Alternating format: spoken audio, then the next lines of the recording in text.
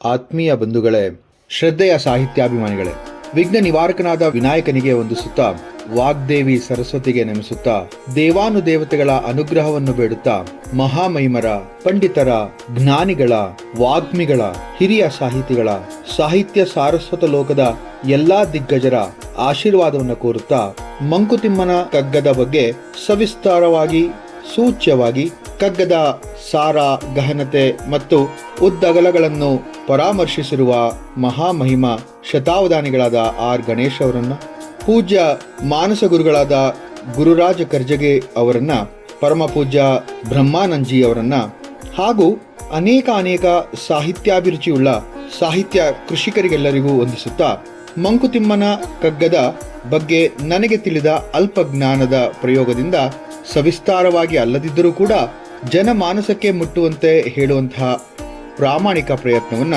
ಮಾಡುತ್ತೇನೆ. ಕಗ್ಗ ಅಂದರೇನು? ಮಂಕುತಿಮ್ಮನ ಕಗ್ಗ DVG ಅವರ ಪದ್ಯ ಪುಸ್ತಕ. ನಮ್ಮೆಲ್ಲರಿಗೂ ಗೊತ್ತಿರೋ ಹಾಗೆ ಇದನ್ನ ಕನ್ನಡದ ಭಗವದ್ಗೀತೆ ಅಂತ ಕೂಡ ಕರೆಯದಿದೆ. ಇದು 4 ಸಾಲಿನ ಕಂದ ಪದ್ಯದ ಶೈಲಿಯಲ್ಲಿ ಬರೆಯಲಾಗಿದೆ. ಚೌಪದಿಯ ಆಧಾರದ ಮೇಲೆ ಛಂದೋಬದ್ಧವಾಗಿ ಬರೆದಿರುವಂತಹ ಕೃತಿ ಇದಾಗಿದೆ. ಇದನ್ನು ಪಂಚಕಲಾ ಚೌಪದಿ ಅಂತಲೂ ಕೂಡ ಕರೀತಾರೆ. ಇಡೀ ಕಗ್ಗ ವಿಷಮಬದ್ಧ ಸ್ಥಿತಿಯಲ್ಲಿದೆ. ನಮಗೆಲ್ಲರಿಗೂ ಕೂಡ ಗೊತ್ತಿರೋ ಹಾಗೆ ಛಂದಸ್ ಪಾದಸ್ಯ ವೇದಸ್ಯ ಅಂತ ಕರಿತೀವಿ. ಅಂದ್ರೆ ವೇದಗಳ ಪಾದಗಳೇ ಛಂದಸ್ಸು ಅಂತ. ಛಂದಸ್ ಅಲ್ಲದೆ ಇರುವಂತಹ ಕೃತಿ ಅಷ್ಟು ಸರಾಗವಾಗಿ ಮತ್ತು ಸಾಹಿತ್ಯಾಭಿರುಚಿಯನ್ನ ಉಳ್ಳಂತದ್ದಾಗಿರಲ್ಲ. ಆದ್ರಿಂದ ಕಗ್ಗ ಕಂದ ಪದ್ಯಗಳ ಛಂದೋಬದ್ಧವಾಗಿ ಮೂಡಿ ಬಂದಿದೆ. ಸಾಹಿತ್ಯದಲ್ಲಿ ಕಂದ ಪದ್ಯದ ವಿಶೇಷತೆ ಅಪಾರ. ಎಲ್ಲಾ ಅತಿ ದಿಗ್ಗಜ ಕವಿಗಳು ಕೂಡ ಕಂದ ಪದ್ಯವನ್ನ ತಮ್ಮದಾಗಿಸಿಕೊಂಡಿದ್ದಾರೆ. ಅವರ ರಚನೆಯಲ್ಲಿ ಕಂದ ಪದ್ಯ ಬಹಳ ಅರಳಿ ನಿಂತಿದೆ. ಹಾಗೆ ಕಗ್ಗದ 4ನೇ ಸಾಲು ಅತಿ ಪ್ರಮುಖವಾದದ್ದು.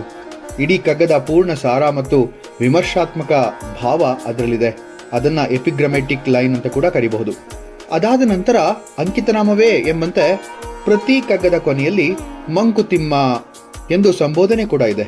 ಇದನ್ನು ಸೂಚ್ಯವಾಗಿ ಹಾಗೂ ದ್ಯೋತಕವಾಗಿ ಜೀವನದ ಸಾರವನ್ನು ಅಥವಾ ತಿರುಳನ್ನ ಅರಿಯ ಬಯಸುವಂತಹ ಓದುಗರನ್ನ ಸಂಬೋಧಿಸಿದಂತಿದೆ. ಕಗ್ಗ ಹುಟ್ಟಿದ್ದು DVG ಅವರ ಚಿಂತನೆಗಳನ್ನು ಸಾಮಾನ್ಯ ಜನರಿಗೆ ತಿಳಿಸುವಂತಹ ಒಂದು ಆರ್ದ್ರ ಭಾವದಿಂದ. ಈ ಕಗ್ಗದಲ್ಲಿ ವ್ಯಾಕರಣ ಬದ್ಧತೆ ಇದ್ರೂ ಕೂಡ DVG ಅವರೇ ಹೇಳುವಂತೆ, ವ್ಯಾಕರಣ ಕಾವ್ಯ ಲಕ್ಷಣಗಳನ್ನು ಗಣಿಸದೆಯೇ ಲೋಕತಾಪದಿ ಬೆಂದು ತಣಿಪ ನೆಲೆಸಿದವಂ ಈ ಕಂತೆಯಲ್ಲಿ ತನ್ನ ನಂಬಿಕೆಯ ನೇದಿಹೆನು ಸ್ವೀಕರಿಕೆ ಬೀಳುವರು ಮಂಕುತಿಮ್ಮ ಅಂತ ಹೇಳಿ. ಎಷ್ಟು ಸುಂದರವಾದಂತಹ ಒಂದು ಆಲೋಚನೆ ಕೂಡ ಅನಿಸುತ್ತೆ. ಹಾಗೆ ಮುಂದುವರಿತಾ DVG ಅವರು ಹೇಳ್ತಾರೆ, ತನ್ನ ಕೃತಿಯಲ್ಲಿ ಕುಂದು ಬಂದರೆ ಏನ್ ಮಾಡಬಹುದು ಅಂತ. ತಿದ್ದಿಕೊಳೆ ಮನಸ್ಸುಂಟು ಇಂದಿಗೀ ಮತ ಉಚಿತ ಎಂಬಂತಹ ನಿಸ್ಪೃಹ ನುಡಿಯೂ ಕೂಡ ಅವರದ್ದೇ ಆಗಿರುತ್ತೆ. ಕಗ್ಗ ಈ ಪ್ರಖ್ಯಾತಿಗೋ ಅಥವಾ ಪ್ರಶಸ್ತಿಗೋ ಮೂಡಿ ಬಂದಂತಹ ಕಾವ್ಯ ಅಲ್ಲ. ನಮ್ಮ ರಾಷ್ಟ್ರಕವಿ ಕುವೆಂಪು ಅವರು ಬಹಳ ಸುಂದರವಾಗಿ ಉದ್ಗರಿಸಿದ್ದಾರೆ. ಮಸ್ತಕಕ್ಕಿಟ್ಟು ಗಂಭೀರವಾದೆ, ನಿನ್ನ ಪುಸ್ತಕಕ್ಕೆ ಕೈ ಮುಗಿದೆ ಮಂಕುತಿಮ್ಮ ಅಂತ ಹೇಳ್ತಾರೆ. DA ಶಂಕರ್ ಅವರ ಪ್ರಕಾರ ವೇದ, ಉಪನಿಷತ್ತು, ಗೀತೆಗಳಲ್ಲಿ ಹೇಗೆ ಭಾಷ್ಯಗಳನ್ನು ಬರೆದಿದ್ದಾರೋ ಹಾಗೆ ಮಂಕುತಿಮ್ಮನ ಕಗ್ಗಕ್ಕೆ ಕೂಡ ಭಾಷ್ಯ, ವ್ಯಾಖ್ಯಾನವನ್ನ, ವಿವರಣೆಯನ್ನು ಕೊಟ್ಟಿದ್ದಾರೆ ಅನೇಕರು. ಕಗ್ಗದಲ್ಲಿ ಗೇಯತೆಯೂ ಕೂಡ ಇದೆ. ಇದಕ್ಕೆ ಗಮಕ, ಸುಗಮ ಸಂಗೀತದಂತಹ ಸಾಧನೆಗಳ ಮುಖಾಂತರ ಜನಪ್ರಿಯಗೊಳಿಸಿದವರು ಕೂಡ ಬಹಳಷ್ಟು ಮಂದಿ ಇದ್ದಾರೆ. ಮಂಕುತಿಮ್ಮನ ಕಗ್ಗದಲ್ಲಿ ಒಂದೊಂದು ಕಗ್ಗವು ವೇದದ ಒಂದೊಂದು ರುಕ್ ಇದ್ದಂತೆ ಅಂತ ಕೂಡ ಬಹಳಷ್ಟು ಜನ ಹೇಳಿದ್ದಾರೆ. ಕಗ್ಗದ ಭಾಷೆ ನಡುಗನ್ನಡವಾದರೂ ಅಲ್ಲಲ್ಲಿ ಹಳೆಗನ್ನಡ ಮತ್ತು ಹೊಸಗನ್ನಡ ಸೊಗಡು ಕೂಡ ಮೂಡಿ ಬಂದಿದೆ. ಭಾಷೆಯ ಪ್ರಕೃತಿಯ ಬಗ್ಗೆ ಹೇಳುವುದಾದರೆ ಕಗ್ಗದ ಭಾಷೆ ಬಹಳ ಸಲೀಸು ಹಾಗೂ ಸುಭಗವಾಗಿದೆ. ಅಲ್ಲಲ್ಲಿ ಪದಸಂಧಿಯ ಕಾರಣ ಓದಲು ತೊಡಕಾದರೂ ಕೂಡ ಸಂಧಿ ವಿಚ್ಛೇದಿಸಿದ ನಂತರ ಅದರ ಓದುವಿಕೆ ಬಹಳ ಸುಲಭ ಮತ್ತೆ ಸ್ವಾರಸ್ಯಕರ. ನಗುವುದು ಸಹಜ ಧರ್ಮ, ನಗಿಸುವುದು ಪರಧರ್ಮ ಅಂತ ಹೇಳ್ತಾರಲ್ಲ ಹಾಗೆ. ಅವರ ಕಗ್ಗಗಳಲ್ಲಿ ಪ್ರತಿಯೊಂದು ಕಗ್ಗದಲ್ಲೂ ಕೂಡ ಒಂದೊಂದು ಹಿರಿಮೆ ಮತ್ತೆ ಅದರ ಒಂದು ಭಾವಚಿಂತನೆಗೆ ಒಳಪಟ್ಟಿದ್ದಾಗಿರುತ್ತೆ. ಹುಲ್ಲಾಗು ಬೆಟ್ಟದಡಿ ಮನೆಗೆ ಮಲ್ಲಿಗೆಯಾಗು ಅಂತ ಹೇಳಿದಾಗ್ಲೂ ಕೂಡ ಅದೇ ಭಾವಾತಿರೇಕ ಮೂಡಿ ಬರುತ್ತೆ. ಹೀಗೆ ಕಗ್ಗಗಳನ್ನು ಅವಲೋಕಿಸಿದರೆ ಅದರಲ್ಲಿ ಶಾಸ್ತ್ರಾಧ್ಯಯನ ಮಾತ್ರವಲ್ಲದೆ ಜೀವನದ ರಸಾನುಭವದಿಂದ ತುಂಬಿರುವುದು ಎದ್ದೆದ್ದು ಕಾಣುತ್ತೆ. DVG ಅವರಿಗೆ ದಕ್ಕಿರುವಂತಹ ಒಂದು ಸ್ವಪ್ರಜ್ಞ ಚಿಂತನೆಗಳ ಅರಿವು ಇಲ್ಲಿ ಪ್ರತಿಯೊಂದು ಹಂತದಲ್ಲೂ ಕಾಣಸಿಗುತ್ತೆ. ಕಗ್ಗದ ಎಲ್ಲಾ ಪದ್ಯಗಳು ಸಾಮಾನ್ಯ ಜನರಿಗೆ ಸುಲಭವಾಗಿ ಅರ್ಥವಾಗುವಂತಹ, ಗ್ರಹ್ಯವಾಗುವಂತಹ ಒಂದು ಕಗ್ಗವಾಗಿದೆ. ಭಾಷೆ ಕಾವ್ಯಾಲಂಕಾರ, ಸೌಂದರ್ಯ, ದೃಷ್ಟಿಯಿಂದ ಕೂಡಿರಬೇಕಾದ್ರೂ ಕೂಡ ಕಗ್ಗದಲ್ಲಿ ಅದು ಯಥೇಷ್ಟವಾಗಿ ಕಂಡು ಬಂದರೂ ಕೂಡ ತತ್ವ, ವಿಚಾರಧಾರೆಯ ದೃಷ್ಟಿಕೋನಗಳಿಂದಲೂ ಕೂಡ ಈ ಕಗ್ಗ ಅನನ್ಯವಾಗಿದೆ. ಹಾಗಾದರೆ ಕಗ್ಗ ಎಂದರೇನು? ಆ ಕಗ್ಗದ ಶಾಬ್ದಿಕ ಅರ್ಥದ ಸ್ವಲ್ಪ ವ್ಯಾಖ್ಯಾನವನ್ನು ನೋಡಿದಾಗ ಸ್ವಲ್ಪ ಆಶ್ಚರ್ಯ ಆಗುತ್ತೆ ಅಂತ ಅನ್ಸುತ್ತೆ.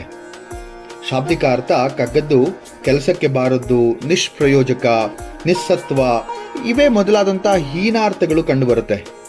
ಕಗ್ಗ ಅಂತಂದ್ರೆ ರತ್ನಕೋಶದ ಪುಟ 47ರಲ್ಲಿ ಹೀಗೆ ಬರೆದಿದ್ದಾರೆ: ಬೇಸರ ತರುವ ಹರಟೆ, ಕೆಲಸಕ್ಕೆ ಬಾರದ ವಸ್ತು ಅಂತೆಲ್ಲ. ಆದರೆ ಮಂಕುತಿಮ್ಮನ ಕಗ್ಗವನ್ನ ಅದರ ನಿಜಾರ್ಥ, ಭಾವಾರ್ಥ, ಸೂಚ್ಯಾರ್ಥಗಳನ್ನ ಮತ್ತೆ ಸಾಂದರ್ಭಿಕ ಅರ್ಥಗಳನ್ನ ತಿಳಿದು ಅರಿತು ಪುನಶ್ಚರಣೆ ಮಾಡಿದಾಗ ಮಾತ್ರ ಅರ್ಥವಾಗುವಂತಹ ಮಾತೆ ಅದು ಪರಮಸತ್ಯ ಅಂತ ಅನಿಸ್ಕೊಳ್ಳುತ್ತೆ. ಬಹಳ ಸುಂದರವಾಗಿ ಒಬ್ಬ ಮಹಾನ್ ಲೇಖಕರು ಹೇಳ್ತಾರೆ, ಮಂಕುತಿಮ್ಮ ವಾಸ್ತವವಾಗಿ ಮಂಕನಲ್ಲ, ಕಗ್ಗ ವಾಸ್ತವವಾಗಿ ನಿಷ್ಪ್ರಯೋಜಕವಲ್ಲ ಅಂತ ಹೇಳಿ. ಈ ಅತಿ ಉನ್ನತವಾದಂತಹ ಆದರ್ಶಗಳು, ಉದಾತ್ತ ಆದರ್ಶಗಳು ಅಂತ ಕರಿಬಹುದು, ನೀತಿಗಳನ್ನ ಕುರಿತು ಕಗ್ಗವನ್ನ ಓದಿದವರಿಗೆ ತಮ್ಮ ಸ್ವ ಅನುಭವಕ್ಕೆ ಬರುವಂತಹ ಜ್ಞಾನ ಮತ್ತೆ ಅದರ ಚೈತನ್ಯ, ಆ ಚೈತನ್ಯದ ಸೆಲೆ ಅದು ವರ್ಣನಾತೀತ ಅಂತಾನೆ ಹೇಳ್ಬೋದು. ಕಗ್ಗದ ಪ್ರತಿಯೊಂದು ಪದ್ಯವೂ ಕೂಡ ಬಹಳ ಅರ್ಥಪೂರ್ಣ. ಅದಕ್ಕೆ ಅನ್ಸುತ್ತೆ ಇದನ್ನ ಕನ್ನಡದ ಭಗವದ್ಗೀತೆ ಅಂತ ಕೂಡ ಕರೆದಿರೋದು. ಕಗ್ಗದ ಒಂದು ವಿಚಾರವಾಗಿ ನಾವು ತುಂಬಾ ಆಳವಾಗಿ ಹೋದಾಗ 1777ರಲ್ಲಿ ತುರಂಗ ಭಾರತ ಅಂತಕ್ಕಂಥ ಒಂದು ಸುಂದರವಾದಂತಹ ಒಂದು ಕೃತಿಯಲ್ಲಿ ಈ ಕಗ್ಗ ಪದದ ಉಲ್ಲೇಖವಿದೆ ಅಂತ ಕೂಡ ಹೇಳದಿದೆ. ಅಲ್ಲಿ ಕಗ್ಗ ದೇಶೀಯ ಪದ ಅಲ್ಲ, ಅನ್ಯ ದೇಶೀಯ ಪದ ಅಂತ ಕೂಡ ಹೇಳೋದಿದೆ. ಆ ಮುನೇಶ್ವರನೆನ್ನ ಕೋಪದಿಂ ಝಂಕಿಸುತ್ತ ರುದ್ರನಂತೆ ಕಗ್ಗ ಭೂಸುರನ ನೆತ್ತುವಂತೆ ವಂಚಿಸಿ ಶರಸಮುದ್ರವಂ ಬೇಡಿದರ್ ಅನ್ನಂತಹ ಒಂದು ಮಾತಿದೆ. ಅಲ್ಲಿ ಕಗ್ಗ ಎಂದರೆ ಖಡ್ಗದ ಒಂದು ಅಪಭ್ರಂಶಿತ ಶಬ್ದ ಅಂತ ಕೂಡ ಹೇಳ್ಕೋಬಹುದು. ಇಲ್ಲಿ ಮುನೀಶ್ವರನು ರುದ್ರನಂತೆ ಅಬ್ಬರಿಸುತ್ತಿರುವಂತಹ ಒಂದು ಸಂದರ್ಭ, ಅವನು ತನ್ನನ್ನ ಖಡ್ಗದ ಬ್ರಾಹ್ಮಣನೆಂದು ಕರೆದುಕೊಂಡಿರುವುದು ಇಲ್ಲಿ ಸ್ಪಷ್ಟವಾಗಿ ಕಾಣಸಿಗುತ್ತೆ. ಅಂದ್ರೆ ಅಲ್ಲಿ ಕಗ್ಗ ಅಂತಕ್ಕಂಥದ್ದು ನಿಷ್ಪ್ರಯೋಜಕ ಅಂತ ಮಾತು ಬರುವಂಥದ್ದು ಅಲ್ವೇ ಅಲ್ಲ, ನಿಸ್ಸತ್ವ ಅಂತಕ್ಕಂಥದ್ದು ಅಲ್ಲ. ಆದರೆ ಕಗ್ಗ ಅಂತಕ್ಕಂಥದ್ದು ತಮ್ಮ ತಮ್ಮ ಸ್ವ ಅನುಭವಕ್ಕೆ ಬರುವಂತಹ ಒಂದು ವಿಚಾರ. ಇಲ್ಲಿ ಕಗ್ಗ, ಅದರಲ್ಲೂ ಮಂಕುತಿಮ್ಮನ ಕಗ್ಗದ ಬಗ್ಗೆ ಹೇಳುವಂತಹ ಸಾಮರ್ಥ್ಯ, ಚಾಕಿಚಕ್ಯತೆ ನನ್ನಲ್ಲಿ ಇಲ್ಲದೆ ಇದ್ರೂ ಕೂಡ ಇದು ಒಂದು ಪುಟ್ಟ ಪ್ರಯತ್ನವನ್ನು ಮಾಡುವಂತಹ ಒಂದು ದುಸ್ಸಾಹಸಕ್ಕೆ ಕೈ ಹಾಕ್ಬಿಟ್ಟಿದ್ದೇನೆ. ನಿಮ್ಮೆಲ್ಲರ ಹರಕೆ, ಆಶೀರ್ವಾದ ಇದೆ ಅಂತ ಗೊತ್ತು. ಆ ಆಶೀರ್ವಾದ, ಹರಕೆಯ ಒಂದು ಬಲದಿಂದಲೇ ಈ ಒಂದು ಕಗ್ಗದ ಒಂದು ಸಂಪೂರ್ಣತೆಯನ್ನು ಸಾಧಿಸುವಂತಹ ಒಂದು ಮನಸ್ಸನ್ನು ಮಾಡಿದ್ದೇನೆ. ಮುಂದಿನ ಒಂದು ಉಪನ್ಯಾಸ ಮಾಲಿಕೆಯಲ್ಲಿ ಒಂದೊಂದೇ ಕಗ್ಗಗಳನ್ನು ಹೇಳುವಂತಹ ಪ್ರಯತ್ನವನ್ನು ಮಾಡ್ತೇನೆ. ಅದರ ಒಂದು ವಿಶೇಷತೆ, ಅದರ ವ್ಯಾಖ್ಯಾನ ನನ್ನ ಒಂದು ಬುದ್ಧಿಮಟ್ಟಕ್ಕೆ ಎಷ್ಟು ಎಟುಕುತ್ತೋ ಅಷ್ಟನ್ನು ಹೇಳುವಂತಹ ಪ್ರಯತ್ನವನ್ನು ಮಾಡ್ತೇನೆ ಅಂತ ಹೇಳ್ತಾ ಇಲ್ಲಿಗೆ ಈ ಒಂದು ಉಪನ್ಯಾಸ ಮಾಲಿಕೆಯನ್ನು ಮುಗಿಸ್ತಾ ಇದ್ದೇನೆ. ನೀವೆಲ್ಲರೂ ಕೂಡ ಇದನ್ನು ಮೆಚ್ಚಿ ನನ್ನನ್ನು ಹರಿಸಿ ಅಂತ ಬೇಡ್ಕೊಳ್ತಾ ಉಪನ್ಯಾಸ ಮಾಲಿಕೆಯನ್ನು ಮುಗಿಸ್ತೇನೆ. ಧನ್ಯವಾದಗಳು.